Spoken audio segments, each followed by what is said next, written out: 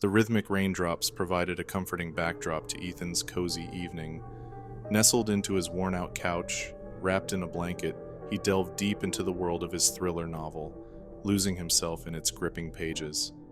Apartment 4A had been his sanctuary, a place where he could escape the outside world and bask in his solitude. Over the past 3 years, he'd become accustomed to the humdrum life of the building, recognizing each neighbor's footsteps and knowing their schedules almost by heart. The old wooden floorboards, the faint hum from Mrs. Patterson's radio in 4C, and the aroma of Mr. Hernandez's cooking from 4D had all become part of Ethan's evening ritual. But that night, something changed. The unexpected sound of unfamiliar footsteps disrupted Ethan's reading.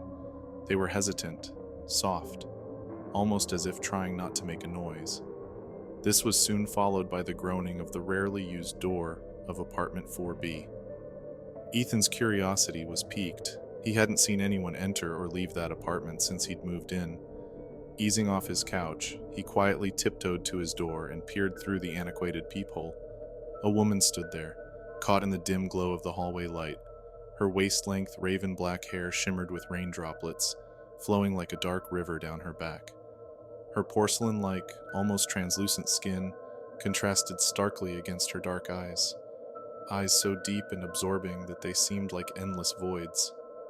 Clutched in her hand was an ornate silver key, and she was draped in a maroon dress that billowed around her, its design echoing the grandeur of an era long past. Ethan stepped back, a mix of intrigue and unease churning within him. The vacant apartment next door just became a lot more interesting. The once tranquil nights in the apartment complex now carried an unsettling undertone. The stillness was frequently shattered by the soft murmur of incantations seeping from the walls of 4B. They had a hypnotic cadence, invoking a sense of unease. Sometimes these chants would be accompanied by soft, rhythmic drumming, like a distant heartbeat in the dark. On other nights, the sound of chalices, gently clinking together, would float through the air, followed by an eerie silence. With each passing day, new symbols, intricate and unsettling, painted in a deep shade of crimson, started to mark the area outside her door. They looked ancient, reminiscent of forgotten rituals, their meanings obscured to all but those initiated into their secrets. Ethan's nights became restless. Curiosity gnawed at him, pulling him from the confines of his own apartment towards hers. More often than he'd like to admit, he found himself standing outside 4B, torn between the desire to knock and the instinct to flee. The air around her door was cold, almost electric, and a palpable energy pulsated from within, drawing him closer while simultaneously pushing him away. He could feel the weight of those mysterious symbols watching him, as if they held a message or a warning. His logical side brushed off these encounters as the product of an overactive imagination, but deep down, an innate primal fear whispered that something ancient and otherworldly resided next door. The evening in question had a coolness in the air, with the soft glow of the setting sun painting the sky in shades of amber and pink. As Ethan approached the mailroom, he noticed a woman standing there, her raven black hair shimmering in the dim light. The same woman from 4B. She was gracefully sorting through a stack of packages, her fingers moving delicately over the labels. As he got closer, she turned to face him, her flowing maroon dress rustling softly. It was then that their eyes met, his a warm hazel, full of curiosity, and hers a consuming obsidian that seemed to know more than they revealed. "I'm Lilith," she said, breaking the spell of their silent exchange. Her voice was enchanting, like a melody that dances in the wind, soft yet commanding. There was an underlying current of power in her tone, subtly hinting at the depths beneath her calm exterior. "I hope my nighttime rituals haven't disturbed you," she added, a hint of amusement dancing in her eyes. Ethan, momentarily lost in the intricacies of her gaze, cleared his throat and tried to sound nonchalant. "It's different," he began, searching for the right words. "But no harm done." He offered a hesitant smile, hoping his voice didn't betray the multitude of questions swirling in his mind. The first time it happened, Ethan had brushed it off as mere coincidence. As the nights progressed, the dreams grew more vivid and frequent. These were not the usual hazy fragments of memory or fleeting moments of fantasy. They were intensely lifelike. Every night he would find himself in a vast, otherworldly terrain. Sometimes it was an endless desert, with silver sands beneath a moonlit sky. Other times a dense primordial forest with trees so tall, they seemed to touch the stars. And always, there was Lilith. She would appear, her maroon dress flowing ethereally around her, leading him deeper into the dreamscape. Her hand, cool and delicate, would often brush against his, leaving a tingling sensation that persisted even after waking. Her soft voice would guide him, telling tales of ancient rituals, forbidden magics, and places beyond the veil. Morning light would pry him from these dream realms, but their echoes remained. The haunting melodies of her chants reverberated in his mind, and the distinct, heady aroma of incense seemed to permeate his room, a sensory testament to the vividness of his nocturnal journeys. His friends couldn't help but notice his deteriorating state. Ethan's once vibrant hazel eyes now had dark circles, and his usually upbeat demeanor was replaced by an air of fatigue and distraction. "You look drained, man," Jake, his close friend from college, commented over coffee one afternoon. He eyed Ethan with concern, noting the far-off look in his eyes. "Is everything okay?" Ethan hesitated for a moment, choosing his words. "It's just my new neighbor. She's different," he whispered, almost as if afraid to give voice to his experiences.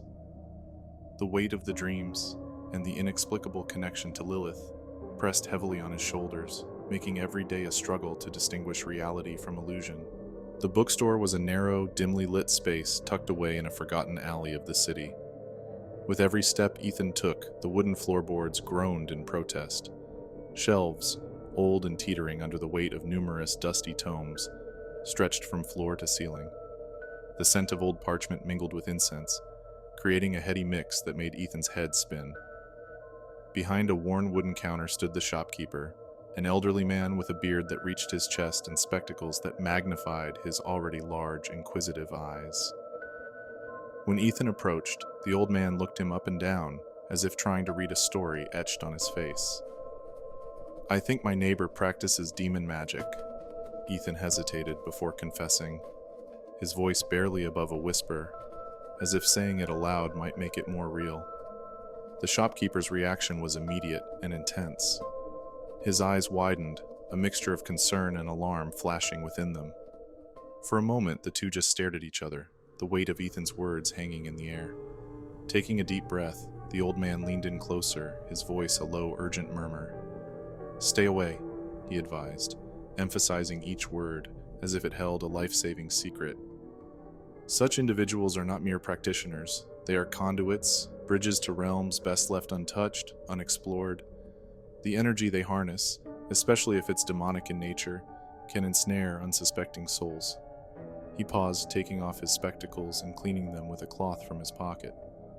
"I've seen many come here, seeking knowledge about the other side, about magic both light and dark. Not all tales have happy endings." Ethan swallowed hard, a cold dread settling in his stomach. He had come seeking answers, but the shopkeeper's words only deepened the mystery surrounding Lilith and the otherworldly pull she seemed to have on him. The very air in Lilith's apartment felt charged, as though humming with a suppressed energy. The muted glow of countless candles cast dancing shadows on the walls, revealing shelves lined with old tomes, jars of unidentifiable herbs, and curious artifacts that seemed ancient and otherworldly. The fragrance of burning sage and another, deeper musk Ethan couldn't identify lingered in the air, both soothing and unsettling. Lilith guided him to a seating area, where plush velvet cushions adorned the floor. A low table sat between them, set with an ornate tea set that looked as if it belonged in another era. The porcelain was a deep shade of black, decorated with intricate silver patterns, and from the pot rose a fragrant steam, carrying with it the spicy scent of chai.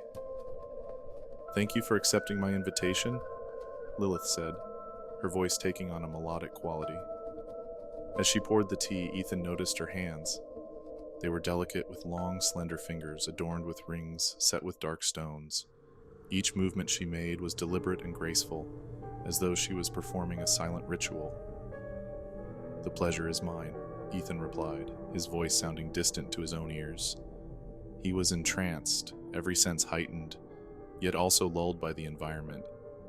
Lilith's gaze held his, those dark, nearly black eyes seeming to probe into the very depths of his soul. "Your energy is very intriguing," she murmured, sipping her tea.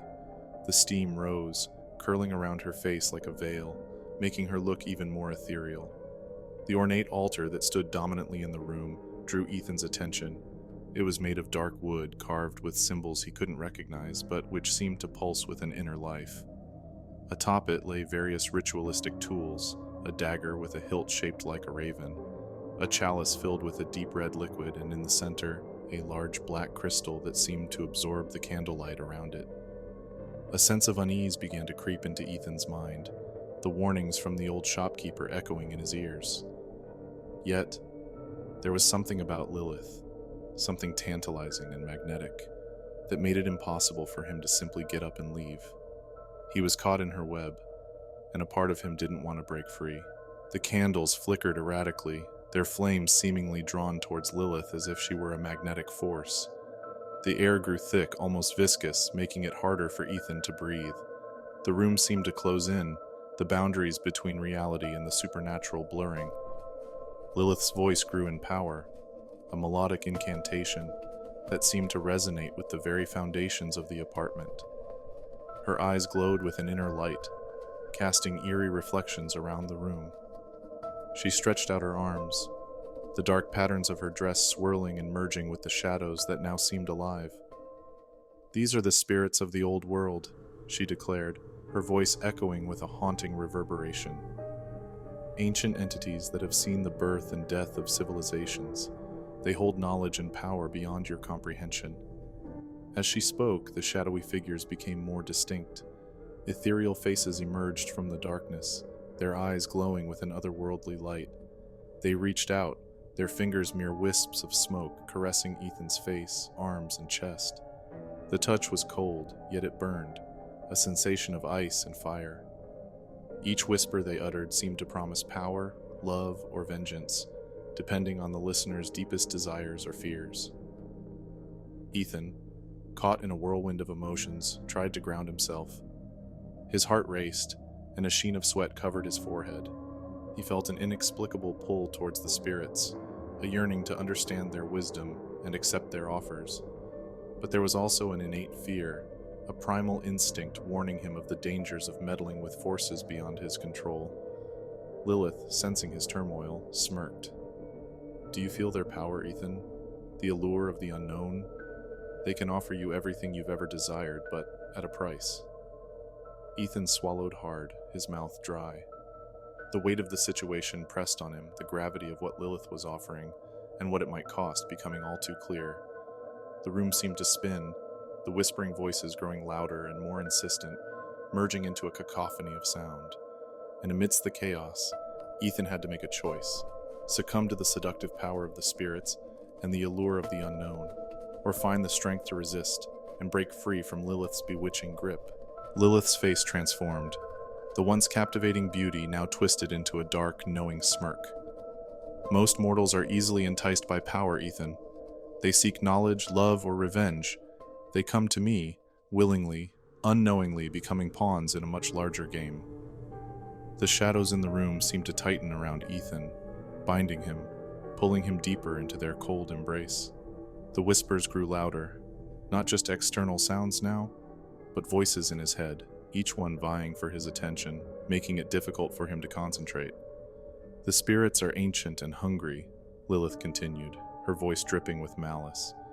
"They crave the energy of the living, the essence of a soul, and you, dear Ethan, have such a vibrant spirit." Images flashed before Ethan's eyes, memories of his childhood, moments of joy and sorrow, his dreams and fears. It felt as though the very essence of his being was being extracted, displayed, and examined by unseen eyes. The pressure was unbearable, a crushing weight on his chest, making each breath a labor. As Lilith moved closer, the room dimmed even further, the only light coming from the haunting glow of her eyes. She reached out, her fingers brushing his face, cold as death. "Such a shame," she whispered almost sympathetically. "You had so much potential." But amidst the terror and despair, a spark of defiance ignited within Ethan. Memories of his family, friends, and all the moments that defined him flashed before his eyes. He wasn't ready to give up, to become a mere plaything for malevolent forces. With a surge of willpower, he tried to break free from the shadows binding him, to confront Lilith and the malevolent entities she commanded. The struggle would be fierce, the outcome uncertain, but Ethan was determined to reclaim his life and soul from the darkness that sought to consume him. The deafening silence that followed was only punctuated by Ethan's ragged breathing. The silver amulet, now warm to the touch, seemed to pulse with a comforting energy.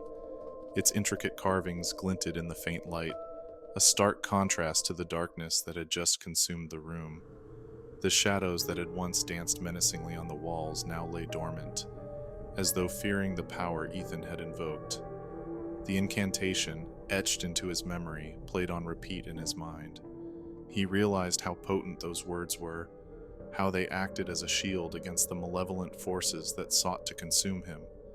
He clutched the amulet tighter, feeling its vibrations resonate with his own heartbeat. As he surveyed the room, the remnants of Lilith's dark practices became clear. The ornate altar, once glowing with a sinister aura, now seemed lifeless. The candles, which had burned with a haunting blue flame, had been extinguished, leaving trails of blackened wax. The arcane symbols, previously shimmering with dark energy, were now mere stains on the wall. Ethan stumbled to his feet, the weight of the night's events weighing heavily on him. His legs felt weak, and his head throbbed painfully. Every nerve in his body screamed at him to leave, to get as far away from apartment 4B as possible. As he made his way to the door, a chill wind blew through the room, ruffling the dark drapes and making the leftover candles rattle. It was as though the apartment itself was mourning its mistress's defeat. But Ethan didn't look back. He stepped out into the hallway, his amulet still clutched tightly in his hand, a silent testament to his survival against the dark forces that had sought to claim him. Later, when he'd found the strength to speak of that night, he would often wonder about Lilith. Where had she come from? What dark past led her to the rituals she practiced? And most importantly, was she truly gone, or merely biding her time, waiting for the right moment to strike again? But for now, all Ethan wanted was to put as much distance between himself and apartment 4B as possible. The sun's rays illuminated apartment 4B in a mocking brilliance. To the casual observer, the place seemed just as ordinary as any other. But for Ethan, every inch of it was tinged with an unsettling aura, a ghostly afterimage of the otherworldly events he'd witnessed. He could still see Lilith's piercing gaze, feel the chilling embrace of her dark magic. Neighbors whispered among themselves, speculating about the sudden disappearance of the enigmatic woman from 4B. Some said she moved out in the dead of night. Others believed she was a figment of their collective imaginations, a shadow in the periphery. Yet none of them had seen what Ethan had, felt the palpable shift in reality that Lilith brought with her. When he entered his apartment, the walls seemed to echo back Lilith's chants.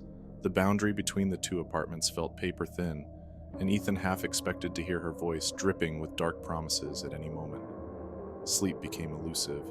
Each creak, each rustling wind outside his window became a sinister whisper, a call back to that fateful night. Finally, he decided he couldn't stay any longer. The memories, the constant sense of being watched, were too much. He started packing his belongings, every item a tether to the normalcy he so desperately craved. As he boxed away his life, Ethan felt a strange mix of relief and sadness. This had been his sanctuary, his haven, now tainted by the touch of the arcane. On the day he moved out, the corridors of the apartment complex seemed longer, shrouded in an oppressive silence. As he passed by 4B, the symbols on the door seemed to pulse, beckoning him one last time. With a deep breath, he continued on, resolute in his decision to leave the past behind. In his new home, miles away from the old apartment, Ethan tried to rebuild his life. the silver amulet became a permanent fixture around his neck, a protective charm and a reminder of the dangers that lurked in the unseen. While he found solace in the mundane routines of daily life, the lessons from his encounter with Lilith remained. He understood now that the world was layered with mysteries and darkness could be just a whisper away. And even as days turned to weeks and weeks to months, in the quiet moments before sleep claimed him, Ethan would sometimes hear a soft chant, a lingering echo from a world he hoped to never revisit. It was a haunting lullaby, a reminder that there were realms beyond understanding, doors that should remain forever sealed.